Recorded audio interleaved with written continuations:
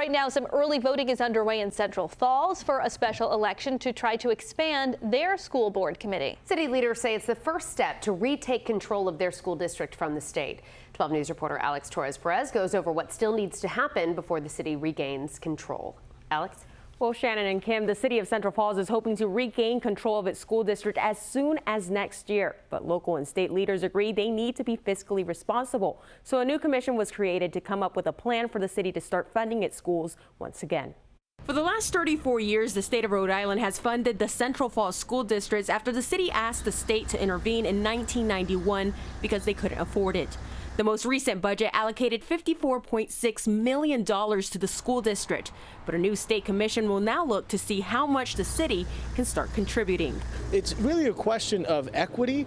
What does it look like for the city to contribute based on its very limited tax base and on the fact that we already have one of the highest residential property rates in the state. State Senator Jonathan Acosta, who created the commission, says the financial plan will be ready to be implemented by July 1st of next year, which he says would be a step for the city to regain control of the school district.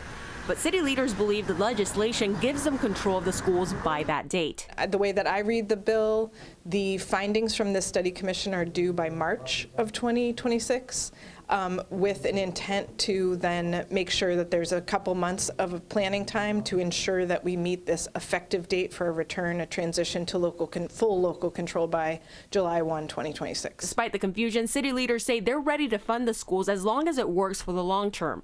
She wants to make sure that we are very thoughtful and planful about the realities of this community and the fact that financially we still have the highest childhood poverty, the lowest median family income, the lowest property value. But at the end of the day, Acosta says the state will still have to pay a majority of the bill. We've already recognized that the city doesn't have the tax base to contribute to the bulk of the cost of educating the students of the city of Central Falls.